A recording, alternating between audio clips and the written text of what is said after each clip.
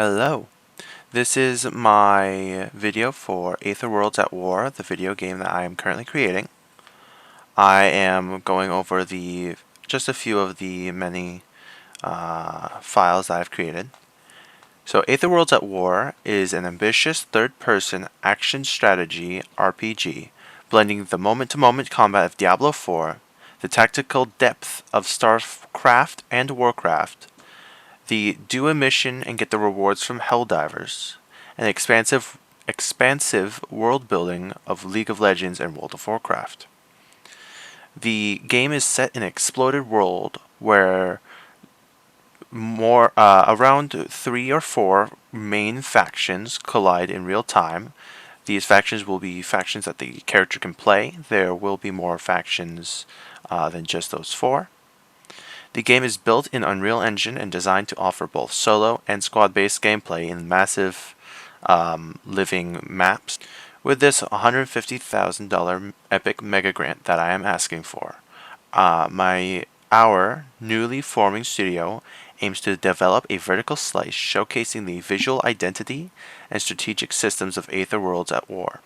These funds will allow us to build the game's foundational systems, onboard key collaborators, voice acting, writing, artists, and sound creators, and release a vertical slice representing approximately 10% of the planned game experience.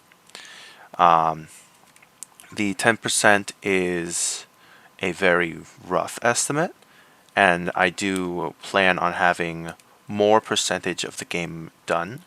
However, this is in a 1-year time frame that I am expecting. The main portion is setting up lots of systems, of course.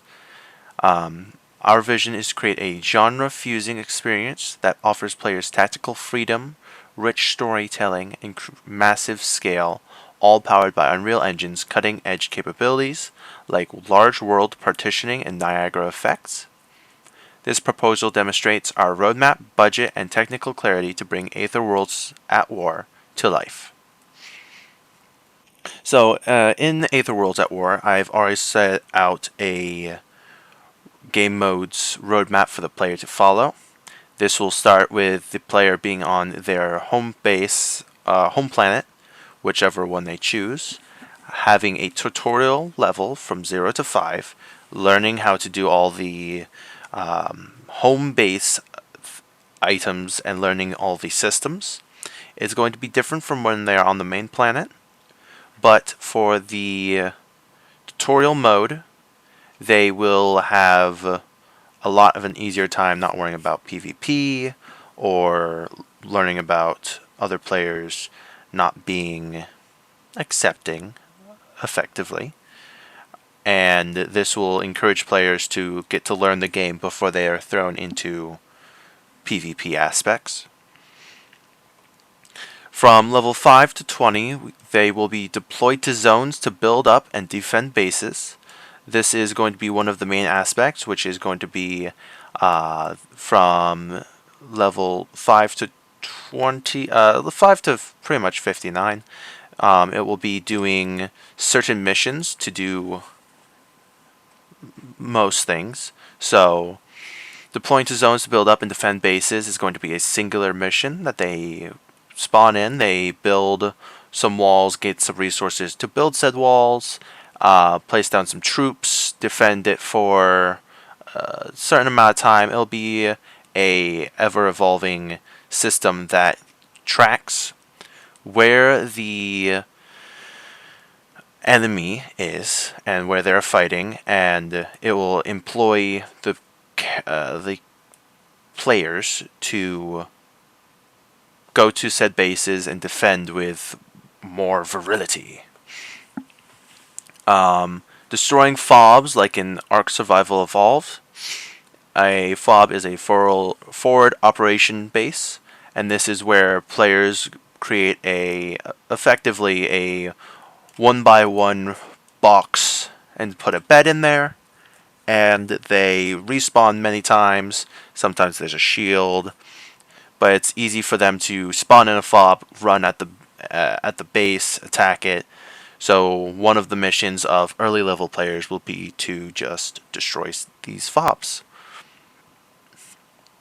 Fobs will be AI, will have AI opportunities. So if there's not a lot of players going out and attacking, the AI from the enemy will come and attack you. Same with deploying to zones to build up and defend bases. If there's nothing to defend, AI will spawn in these fobs. Your job will be to defend bases, and then someone else's job will be to destroy the fob. These should be relatively quick. These ones will probably be at most 30 to 40 minutes. And you can choose whichever one you want out of all the missions. However, you will get more rewards depending on which one is wanted more.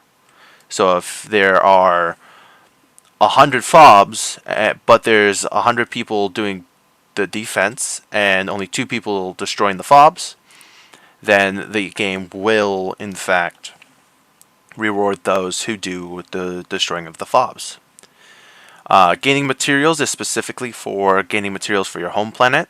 You will spawn onto the planet through a base, and you will go out to get just the materials you want. It could be wood, it could be gold, it could be iron, or anything along those lines. There will be opportunities for players to attack you, and it won't be 100% just the materials and PvE, because in this next one is eliminating players. So these two are hand in hand. It will be you can go out and gain materials, or you can attack the players who are gaining materials. And once again, if there's 100 people gaining materials, maybe if you go out and eliminate a player, you'll get 100 gold and their materials. Deploying to fobs, to raid bases and attack players is level 20 and above. These will be the fobs as mentioned before. These fobs will be you spawn in with you and your troops, or maybe just you, depending on where you are in the story and your research tree. And you will be raiding the bases to push forward along this massive map and attack the players who are trying to defend their base and keep their ground. And then another one is gaining money and blueprints. So this one is specifically a kind of King of the Hill-esque, where you are watching a little drone, and as the drone makes gold, he gives it to whichever faction is near him, so long as the other faction is not. So it can be 2 players are fighting 1v1, and no one will get the money until one player wins, and once that player wins, they will get all the money that the mining drone has mined during their fight. And so long as he stays the only one, he will gain slowly gold over time. And then you can also go out and find blueprints from ancient structures or raiding bases. These would be very small bases like craft sheds or something like that. These will all be locked until level 40. But once you get to level 40, you can do them. It will be deploying to gain materials, which will be different from gaining materials here. These will be unlocking a new level of gaining materials. So these will be potentially gaining Aether. And Aether will be a small quantity material, kind of like in Ark Survival Evolve again, where you want element and others have large amounts of element and they're able to do so much great things with it. But if you have a little bit of Aether, you can start your crafting journey and craft yourself a better crafting table. Once again, upgrading your gold amount that you can get, upgrading the blueprints you can get, and then eliminate specific players in a ops mission. This will be very specific players that you are going to eliminate within a base, and this will be an assassin-like mission. Whether that's assassin, and you actually sneak in, kill them, sneak out, or if it's barbarian assassin, you run in, kill everyone, kill him as well, and then run out before you die potentially. But the main goal is to get out alive in this one. If you don't get out alive, you will fail the mission. And then once you reach level 60 and then more, which is I plan on Paragons at level 60 plus, you will have deploying onto the planet for anything the player wants, which is free roam. And you can join any of these on free roam through pretty much an application that your character has, and at that level you can go and do gold and materials whenever you want. You can be targeted by specific op missions.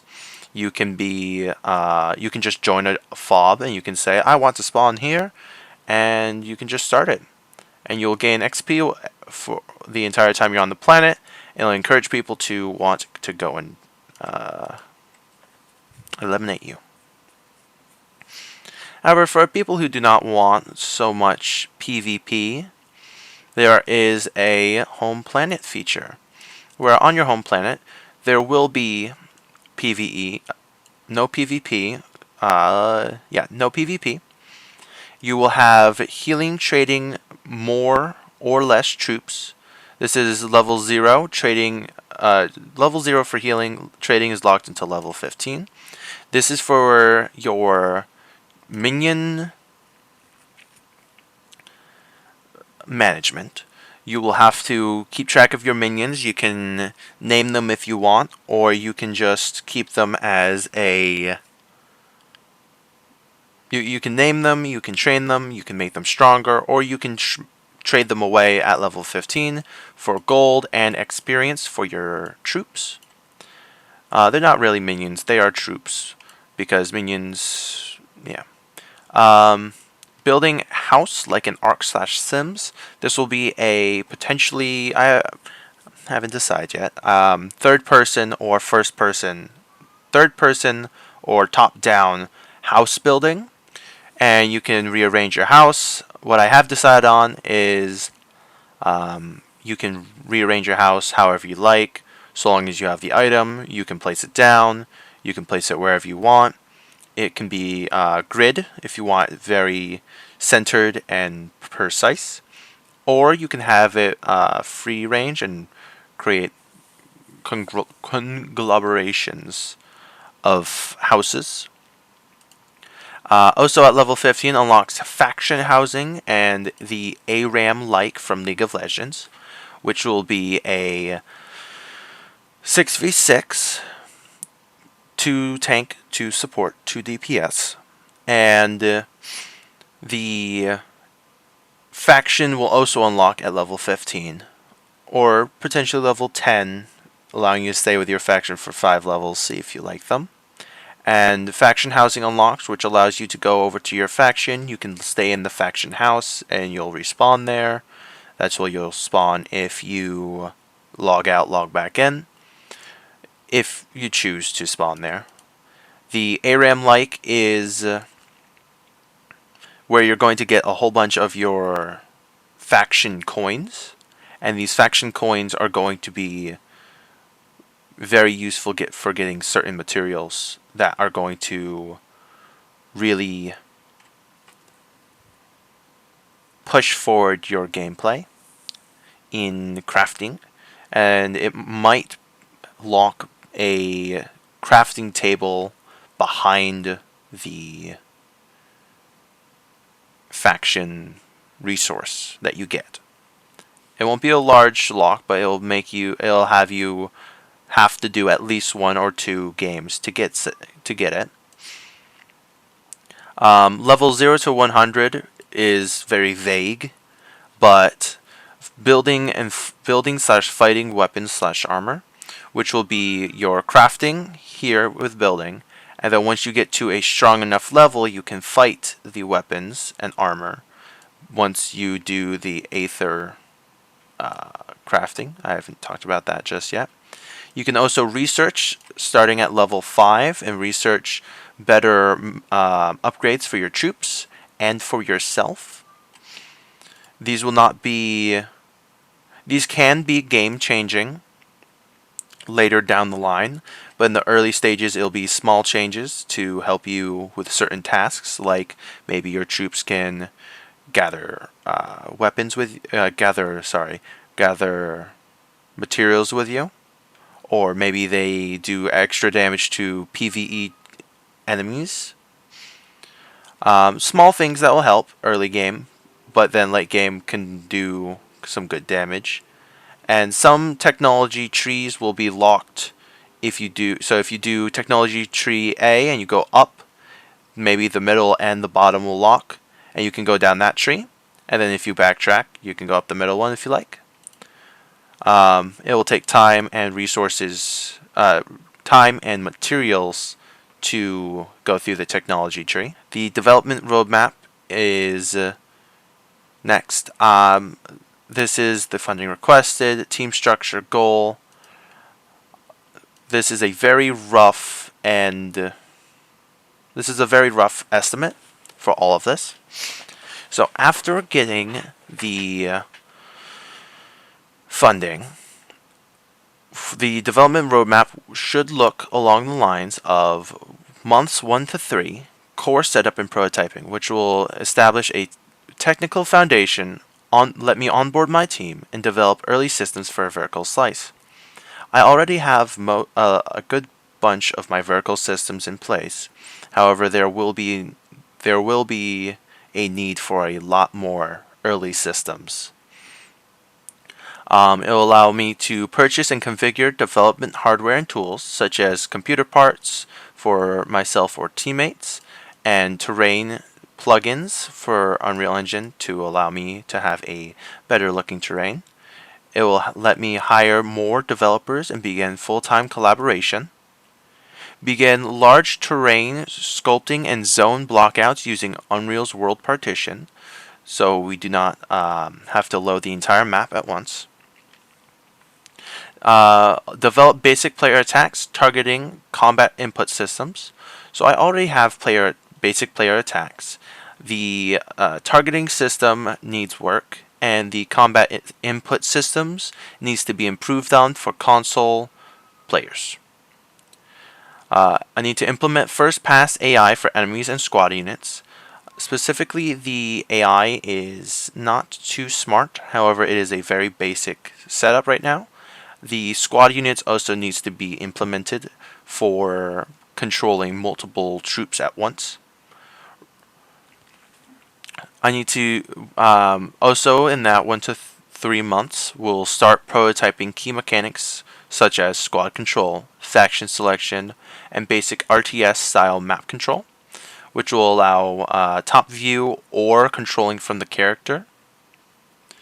I need to contract sound designer for initial music, ambience, and weapons audio to enable the game to start feeling and sounding more along the lines of a better developed game. Begin storyboarding and narrative design for demo. Specifically speaking, the storyboarding for the demo is already started. It's just that the demo will have a very small piece of the puzzle for the story, and it's something that I want to flesh out to the fullest before releasing the demo. Also, in the 1 to 3 months, we'll begin character casting for early demo lines. For quarter 2, months 4 to 6 will be the alpha demo development, which we will reach the internal alpha milestone with initial content, visual systems, and audio. That is the first milestone. For starting quarter 2, which is not too much, and allow us to get used to our teammates, talk to each other, and understand each other as a team, which will allow us to continue on stronger and faster. For quarter 2, which will be 2 months long, for months 4 to 6, we will begin importing custom assets, which we have bought, such as structures, terrain, foliage, and props. Props being weapons, barrels, things like that. We will design and implement our first hero characters with custom abilities and animations, being fully fleshed out and finalized heroes. We will integrate Niagara visual effects for combat and environments, allowing us to have beautiful scenes implementing these visual effects. We will build tactical UI such as squad orders, resources, and objectives to ensure the player knows where they need to go, what they need to do, and how they can accomplish it. We will record and implement first voice lines and cutscene narration of a fully visualized cutscene. We will begin combat and ability balancing following the player testing of the demo. We will integrate basic inventory and resource progression loop. We will add the first cinematic using Unreal Sequencer, and we will begin controlled internal testing of the alpha build. We will send this out to more than just internal, due to the internal being fairly small, but we will keep it a small testing of the alpha build. So quarter 3 will start after we have started the alpha build to understand what we need to do, and once we have built the tactical UI. So quarter 3 will be months 7 through 9, world and systems expansion. We will add our second faction, improve art quality, expand demo scope, and refine gameplay loop. We will finalize the second faction, characters, powers, and balance. We will design and populate the second region/biome with terrain, assets, and environmental storytelling. So before this, we will have our first faction, world, which will be which the two factions will have a very similar starting world, which will be the tutorial world, but the months 7 through 9 will be designing and populating the second one, and then also finalizing the first one. We will add strong enemy bosses and scripted battle encounters. We will improve enemy variety and AI behavior. We will implement full voiceover integration for demo scenes. We will polish the UI and tactical interfaces. We will finalize music layering and reactive audio systems. We will launch external playtesting with select users and advisors. So the launch external playtesting with select users and advisors will be a larger Patreon. It will be a larger Patreon exclusive. So if you apply to the Patreon, we will send you a key, and then you can playtest with us. We will build initial marketing website and studio-facing social presence. I've already started the studio-facing social presence due to the fact that I would like some hype. Quarters 4, month 10 through 12, will be the final demo polish and public release preparation. So if I do get this grant, it should release sometime around Christmas, to my knowledge. And so the final demo, polish, and public release preparation will be the final polish pass on level layout, lighting, performance, and FX. And this is the stage where we will fine-tune all the 3D assets to allow us to release them to the public. We will finalize combat tuning, camera work, and animation polish to make sure that there is no funny camera angles or camera glitching through the wall or anything like that. We will record gameplay trailers and marketing footage utilizing the Unreal Engine sequencer. We will debug and optimize demo for multiple hardware targets. Specifically, we are hoping for at least 60 frames on PS4, which will give a rough estimate of the type of computer needed for 60 frames, which is mid-range. I would like to stick around 60 frames at all times. We will submit a demo to funders, publishers, and platforms such as Steam, more Kickstarter, Patreon, such as those are the funders. And the platforms will be, we are hoping for Xbox, PS4, and maybe, potentially Switch 2.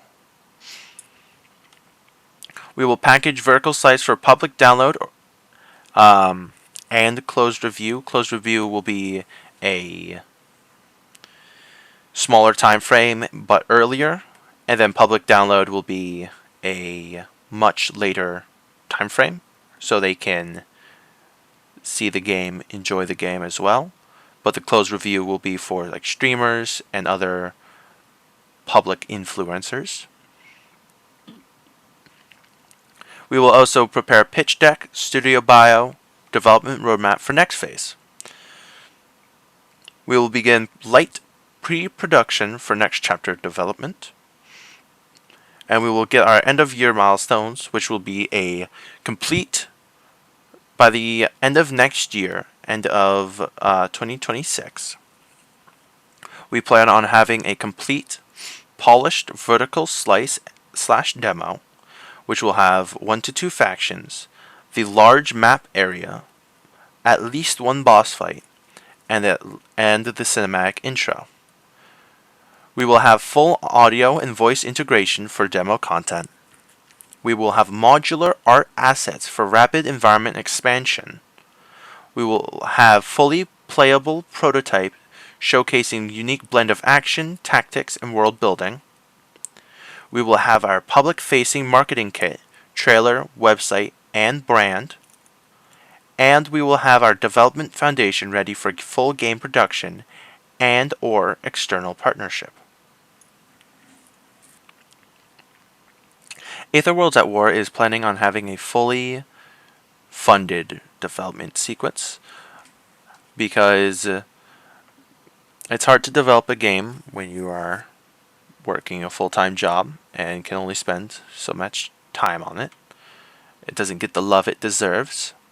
So for phase 1, which will be just after getting just after submitting the demo to everyone and getting the full game funding, it will be 2 years. So within those 2 years, we will leverage the demo built during the grant period to secure additional funding through a publisher, crowdfunding campaign, and early access release. Phase 1 will be crucial to acquiring funds to finish the game and building anticipation. We will go for crowdfunding, Kickstarter, Patreon, and similar, depending on which we need, which Patreon is really good for tiers, while Kickstarter is good for small one-time donations. Publishing, publisher pitcher or indie investment funds, such as Humble Games, Developer Digital, Raw Fury, or Indie Fund. We will be the typical pre-launch funding range should be anywhere from $50,000 to $100,000, which the target for crowdfunding will be anywhere from $10,000 to $50,000, which will allow tiered rewards such as lore books, cosmetics, OST access, and early builds. The publisher pitching or indie investment funds will enable full completion of game while retaining creative control, and we will have Steam launch page and wish list building, with the official page and trailer and demo, and we are hoping for around 5,000 to 10,000 wish lists to improve algorithmic visibility during release. After Phase 1, we will have initial launch, which will be 2 to 3 years after we get this grant, which will be platforms PC and console, and the base game will be, we are hoping to release it for $30, and then the deluxe edition will be $40, which will include a digital art book, a digital soundtrack, and exclusive skins in-game. With the conservative estimate of 5,000 units sold, net revenue per unit after platform fees is looking around $14 or $70,000 total. Strong estimate is 50,000 units sold at $14 per unit, and then looking at a total revenue of potentially $700,000. Phase 3, which would be post-launch monetization and growth. Year 3 Plus, which would have paid expansions, new factions. The new additional content would be priced proportionally to the game, which would be $10 to $15. The additional revenue streams would be the DLC packs, the digital extras, the console ports, and the merchandise. For studio growth vision, we are going to use the initial profits to support continued development and post-launch updates. We will hire at least 2 additional full-time developers within the first year post-launch. We will establish the studio as a long-term creative brand. We hope to have a long-term creative game studio that will release more than just one game. We are hoping for at least this game to do successfully, which will allow us to continue on changing the gaming industry and having more creative freedom for gamers. The crafting progression, which will be a very unique system, is what I wanted to show at least. This will be one of many unique systems that I have, one of which will be the items will take multiple people to make just one great item. A leather worker, a blacksmith, an ore miner, and a woodworker will have to work together to make a single great axe. Not a great axe, but an amazing axe. You know what I mean. The crafting of the ingredients to make weapons will be a rhythm-based game and will have different vibes for what you're doing. Blacksmiths could have heavy bass and drums with Dorvish-like singing, while woodworking could have a light country theme. Just a blacksmith can craft an axe, but it will not be as good as a team. Drops will have rarities to them, which will be used to craft better and better items. Like, tattered cloth will be worse than nice cloth will be worse than amazing cloth, perfect cloth will be worse than blue aether cloth, red aether cloth, and ascended aether cloth. At the last 3 stages, will be aether infused items, which means the aether brings back the mob that wields the item, or is outfitted with the armor or weapon the player is trying to create. The aether does not like the players trying to get stronger. Every mob needs at least one special drop, and then a large loot table that's like the things in that area. So undead drop bones, skulls, fibers, animals drop meat, fur, teeth. Raid bosses and world bosses will drop special loot on a loot table for only them, and a random drop of everything else. So a kraken could drop a pearl, a tooth, or a tentacle, but it will also drop fish, whale carcass, and large bone. Crafting will have a Ark Survival Evolved like crafting upgrades, where all these will be level 1 hammer and tongs, will be a lot worse than even level 2. And then the creatures within the Aether fights will be a lot weaker if you're crafting like a stone dagger.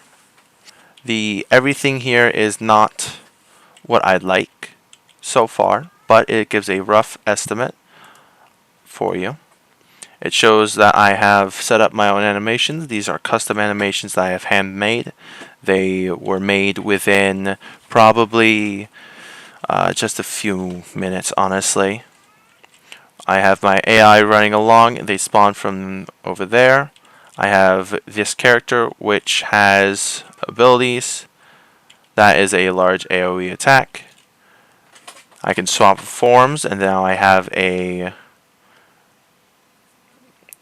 far away AoE attack. And then I can activate it to attack the turret. I can swap to using just an auto attack.